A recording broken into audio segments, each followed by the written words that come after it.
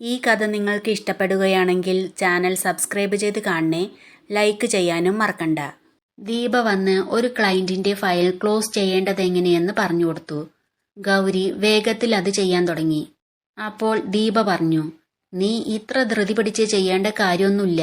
അവരുടെ അസിസ്റ്റന്റാണ് നീ, അല്ലാതെ അടിമയൊന്നുമല്ല. അരമണിക്കൂറിനുള്ളിൽ ചെയ്തു തീർത്തില്ലെങ്കിൽ റിസൈൻ ചെയ്തോളാനാ ആ മാഡം പറഞ്ഞത്. ഗൗരി സങ്കടത്തോടെ പറഞ്ഞു.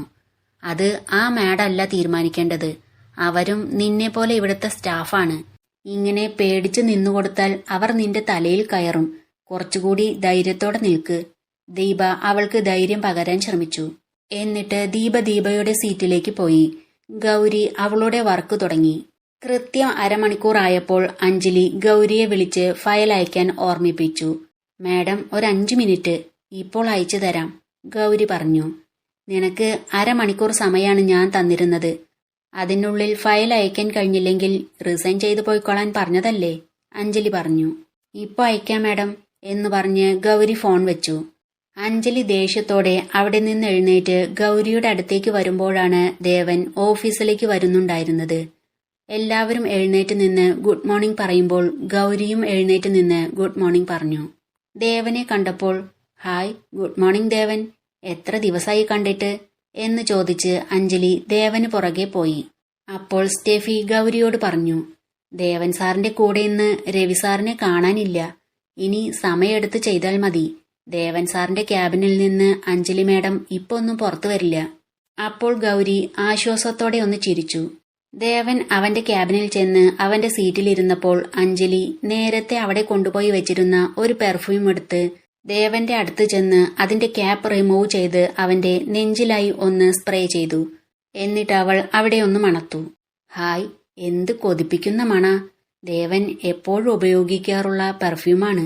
ദേവന് വേണ്ടി ടൂർ കഴിഞ്ഞു വരുമ്പോ ഞാൻ വാങ്ങിയതാ. എനിക്കും ഇതിന്റെ മണം വല്ലാതെ ഇഷ്ടാണ് എന്ന് പറഞ്ഞ് അത് വീണ്ടും ക്യാപ്പിട്ട് ദേവന് നേരെ നീട്ടി. നീ എന്തിനാ ഇത് വാങ്ങിയത്? അതിന്റെ ഒന്നും ആവശ്യമില്ലായിരുന്നു.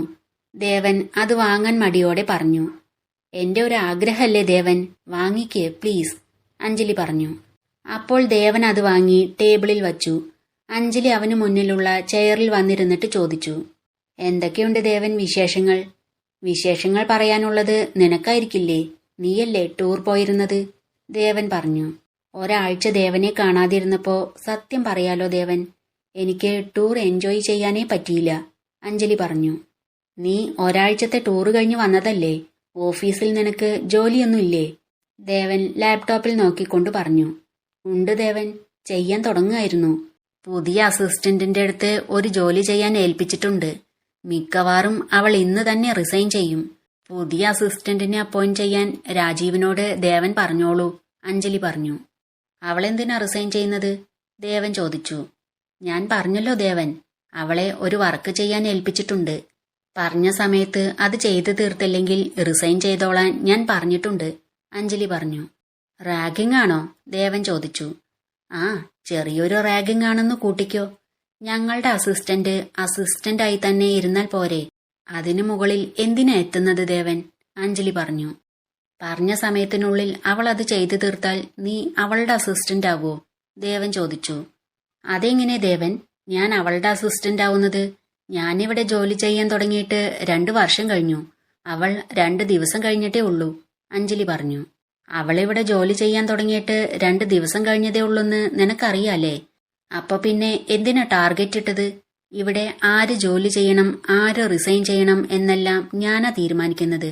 അഞ്ജലി പോയി അഞ്ജലിയുടെ ജോലി നോക്ക്, ദേവൻ പറഞ്ഞു. ഞങ്ങൾ ചെയ്യുന്ന ജോലിക്ക് ഒരു അസിസ്റ്റന്റിനെ ആവശ്യമില്ല ദേവൻ. പിന്നെന്തിനാ സാലറി കൊടുക്കാൻ വെറുതെ ഒരു അസിസ്റ്റന്റ് പോസ്റ്റ്, അഞ്ജലി ചോദിച്ചു. നിങ്ങൾ ചെയ്യേണ്ട ജോലിക്ക് അസിസ്റ്റന്റിനെ ആവശ്യമില്ല. നിങ്ങളിൽ ഒരാൾക്ക് ചെയ്യാവുന്ന ജോലിയേ ഉള്ളൂ എന്ന് എനിക്കറിയാം. നിങ്ങൾ ഉത്തരവാദിത്തത്തോടുകൂടി ജോലി ചെയ്യാത്തത് കൊണ്ടാ മറ്റൊരാളെ കൂടി അതിന് നിയമിക്കേണ്ടി വന്നത്. ഫ്രണ്ട്സിനെയോ റിലേറ്റീവ്സിനെയോ ജോലിക്കെടുക്കുമ്പോൾ ഇത്തരം പ്രോബ്ലംസ് ഉണ്ടാവുമെന്ന് ഞാൻ മുന്നേ ചിന്തിക്കേണ്ടതായിരുന്നു, ദേവൻ പറഞ്ഞു. ദേവൻ തന്നെ ഇത് പറയണം. ഞങ്ങൾക്ക് ഉത്തരവാദിത്തമില്ല അല്ലേ? ജോലി തീരാത്തതുകൊണ്ട് ഞങ്ങൾ നൈറ്റ് കൂടി ഇരുന്ന് ജോലി തീർക്കുന്ന സമയം ഉണ്ടായിട്ടില്ലേ? ഫ്രണ്ടെന്ന കൺസിഡറേഷൻ ദേവൻ ഞങ്ങൾക്ക് തരാറുണ്ടോ? പിന്നെ എന്തുകൊണ്ടാ ദേവൻ അങ്ങനെ പറഞ്ഞത്, അഞ്ജലി ചോദിച്ചു. നൈറ്റ് കൂടി ഇരുന്ന് വർക്ക് തീർക്കേണ്ട സാഹചര്യം വരുന്നത്ര ബുദ്ധിമുട്ടുള്ള ജോലിയാണ് നിങ്ങൾക്കെന്ന് എനിക്ക് തോന്നിയിട്ടില്ല അഞ്ജലി. നിങ്ങളുടെ ഉത്തരവാദിത്തമില്ലായ്മ കൊണ്ടാ ജോലി തീർക്കേണ്ട സമയത്തിന് തീർക്കാൻ കഴിയാതെ വരുന്നത്. അതുകൊണ്ടാ നിങ്ങൾ നൈറ്റ് കൂടി ഇരുന്ന് ജോലി ചെയ്യേണ്ടി വരുന്നത്. അതിന് ഓവർ ടൈം കിട്ടുന്നുമുണ്ട്, ദേവൻ പറഞ്ഞു. ഓഹോ, ദേവൻ ഞങ്ങളുടെ പ്രയത്നത്തെ ഉത്തരവാദിത്തമില്ലായ്മ ആയിട്ടാണ് കരുതുന്നത് അല്ലേ? എങ്കിൽ എന്താ വേണ്ടതെന്ന് ഞങ്ങൾക്കറിയാം ദേവൻ. ഞങ്ങൾക്ക് അസിസ്റ്റന്റിനെ ആവശ്യമില്ല. ദേവൻ തന്നെ അവളെ പറഞ്ഞു വിട്ടേക്ക് എന്ന് പറഞ്ഞ് അഞ്ജലി അവിടെ നിന്ന് പോയി. അഞ്ജലി ഗൗരിക്ക് നേരെ വരുന്നത് കണ്ട് ഗൗരി പേടിയോടെ എഴുന്നേറ്റ് നിന്ന് പറഞ്ഞു, മാഡം, ഫയൽ അയച്ചിട്ടുണ്ട്. അഞ്ജലി അത് കേട്ട ഭാവം നടിക്കാതെ നേരത്തെ അവൾക്ക് കൊടുത്ത ഫയൽ അവളുടെ ടേബിളിൽ നിന്നെടുത്ത് കൊണ്ടുപോയി. രാഘവൻ ചിട്ടിപ്പിരിവിനിറങ്ങിയപ്പോൾ ബ്രോക്കർ മണികണ്ഠനെ വഴിയിൽ വെച്ച് കണ്ടു. രാഘവേട്ടന്റെ മകൾക്ക് പറ്റിയൊരു ചെക്കനെ കിട്ടിയിട്ടുണ്ട്, നല്ല കൂട്ടരാ, മണികണ്ഠൻ പറഞ്ഞു. സ്ത്രീധനായിട്ട് ഒന്നും കിട്ടില്ലെന്ന് പറഞ്ഞിട്ടുണ്ടല്ലോ അല്ലേ? രാഘവൻ ചോദിച്ചു. പൊന്നും പണമൊന്നും കൊടുക്കാനുണ്ടാവില്ലെന്ന് രാഘവേട്ടൻ നേരത്തെ പറഞ്ഞതല്ലേ? അതുകൊണ്ട് അങ്ങനത്തെ ഒരു ടീമിനെ തന്നെ തെരഞ്ഞുപിടിച്ചു. അവർക്ക് ഒരു ഡിമാൻഡും ഇല്ല. മാത്രല്ല പൊന്നും പണവും ഇങ്ങോട്ട് തരുകയും ചെയ്യും. അവർക്കൊരു പെൺകുട്ടിയെ കിട്ടിയാ മതി, മണികണ്ഠൻ പറഞ്ഞു. ആ, എന്നാ നോക്കാം, രാഘവൻ പറഞ്ഞു. അപ്പോ അവരോട് ഈ ആഴ്ച വരാൻ പറയാല്ലേ? മണികണ്ഠൻ ചോദിച്ചു. ആ, വന്ന് കാണട്ടെ, രാഘവൻ പറഞ്ഞു.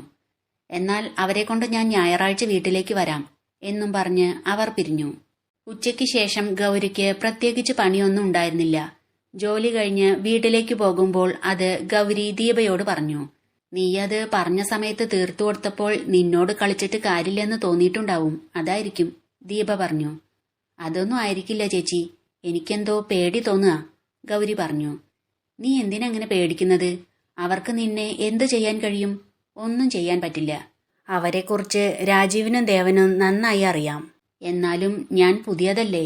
അവരൊക്കെ കുറെ ആയില്ലേ വർക്ക് ചെയ്യാൻ തുടങ്ങിയിട്ട്. പിന്നെ സാറിന്റെ ഫ്രണ്ട്സും ആണ്. സാറൊക്കെ അവരുടെ കൂടെയല്ലേ നിൽക്കൂ. അതാ എന്റെ പേടി, ഗൗരി പറഞ്ഞു. ഫ്രണ്ടാണെന്ന് കരുതി എന്തിനും അവരുടെ കൂടെ നിൽക്കൊന്നുമില്ല ദേവൻ സാർ. അങ്ങനെയാണെങ്കിൽ കമ്പനിയിൽ എല്ലാ വർഷവും എഫിഷ്യന്റായ ആൾക്കാരെ കരാർ അടിസ്ഥാനത്തിൽ സാലറി കൂട്ടിക്കൊടുത്ത് മറ്റ് ആനുകൂല്യങ്ങളും നൽകി ജോലിക്ക് നിയമിക്കാറുണ്ട്. ആ ലിസ്റ്റിൽ അവരുടെ നോമിനേഷൻ പോലും കഴിഞ്ഞ 2 വർഷം ഉണ്ടായിട്ടില്ല, ദീപ പറഞ്ഞു. കരാർ അടിസ്ഥാനത്തിൽ എന്ന് പറയുമ്പോ അതെങ്ങനെയാ? ഗൗരി ചോദിച്ചു. എഫിഷ്യന്റായ വർക്കേഴ്സ് ആണെന്ന് തോന്നിയാൽ അവർ ഈ കമ്പനിയിൽ നിന്ന് മറ്റൊരു കമ്പനിയിലേക്കും പോകാതിരിക്കാൻ ദേവൻ സാർ ചെയ്യുന്നതാ. 5 വർഷത്തേക്കോ 10 വർഷത്തേക്കോ അങ്ങനെ കരാർ ഒപ്പിട്ടാൽ ആ കരാർ പീരീഡ് കഴിയുന്നത് വരെ അവർ ആ കമ്പനിയിൽ തന്നെ തുടരേണ്ടി വരും. ഇപ്പോൾ ഉള്ളതിൽ നിന്ന് ഇരട്ടിയാ സാലറി കൊടുക്കുക. കൂടാതെ ഇൻസെന്റീവും മറ്റ് ആനുകൂല്യങ്ങളും ഉണ്ടാവും. പിന്നെ എല്ലാ വർഷവും ഇൻക്രിമെന്റും ഉണ്ടാവും. സാധാരണ മറ്റു കമ്പനികളിൽ നിന്ന് കൂടുതൽ സാലറി ഓഫർ വരുമ്പോഴാണല്ലോ നമ്മൾ കമ്പനി മാറാൻ ശ്രമിക്കുക. ഇവിടെ അതിന്റെ ആവശ്യം വരില്ല, ദീപ പറഞ്ഞു. അതെന്തിനാ അങ്ങനെ ചെയ്യുന്നത്? അത് കമ്പനിക്ക് നഷ്ടല്ലേ കൂടുതൽ സാലറി കൊടുത്തു നിർത്തുന്നത്, ഗൗരി ചോദിച്ചു. എഫിഷ്യന്റായ വർക്കേഴ്സ് കമ്പനിക്ക് അസറ്റാണെന്നാ ദേവൻ സാറിന്റെ കൺസെപ്റ്റ്, ദീപ പറഞ്ഞു. അവർക്ക് പോകാനുള്ള ബസ് വന്നപ്പോൾ അവർ അതിൽ കയറിപ്പോയി. ബസ്സിൽ നിന്നിറങ്ങി വീട്ടിലേക്ക് നടക്കുമ്പോഴും കമ്പനിയിലെ ആ കരാറിനെ കുറിച്ചായിരുന്നു അവളുടെ ചിന്ത. പിറ്റേന്നും ഓഫീസിൽ അവൾക്ക് പ്രത്യേകിച്ചൊരു ജോലിയും ഉണ്ടായിരുന്നില്ല. വെറുതെ ഇരിക്കേണ്ടി വന്നതിൽ അവൾക്ക് വല്ലാതെ ബുദ്ധിമുട്ട് തോന്നി. ഞായറാഴ്ച അവൾ നേരത്തെ എഴുന്നേറ്റ് ജോലികളെല്ലാം തീർത്ത് രാവിലെ അമ്പലത്തിലേക്ക് പോകാനായി ഇറങ്ങി. അപ്പോൾ പങ്കജം പറഞ്ഞു, ഇന്ന് നിന്നെ കാണാൻ ഒരു കൂട്ടർ വരും. എവിടെയും പോകണ്ട, കയറി പോകത്ത്. കാണാനോ? ഗൗരി ചോദിച്ചു. അതെ, അല്ലാതെ ഇവിടെ ഇങ്ങനെ എടുത്തു വെക്കാനൊന്നും പറ്റില്ലല്ലോ. ആരുടെയെങ്കിലും കൂടെ കല്യാണം കഴിപ്പിച്ചു വിട്ടാൽ അത്രയും നല്ലത്, പങ്കജം പറഞ്ഞു. അവരുടെ സംസാരം കേട്ട് ഉമ്മറത്തേക്ക് വന്ന രാഘവനെ കണ്ട് ഗൗരി പറഞ്ഞു, എനിക്കിപ്പോ കല്യാണമൊന്നും വേണ്ട. ഞാൻ കുറച്ചുകാലം ജോലി ചെയ്ത് സ്വന്തം കാലിൽ നിൽക്കാറാവട്ടെ, എന്നിട്ട് മതി കല്യാണം. നീ ജോലി ചെയ്ത് സ്വന്തം കാലിൽ നിൽക്കാറാവുന്നത് വരേക്കും നിന്നെ ഇവിടെ നിർത്താനൊന്നും പറ്റില്ല. ഇപ്പൊ വന്നിരിക്കുന്നത് നല്ലൊരു ബന്ധാ, പിന്നീട് ഇങ്ങനെ കിട്ടിയെന്നും വരില്ല. അതുകൊണ്ട് ഇത് നടത്താൻ തന്നെ ഞങ്ങൾ തീരുമാനിച്ചിരിക്കുന്നത്, രാഘവൻ പറഞ്ഞു.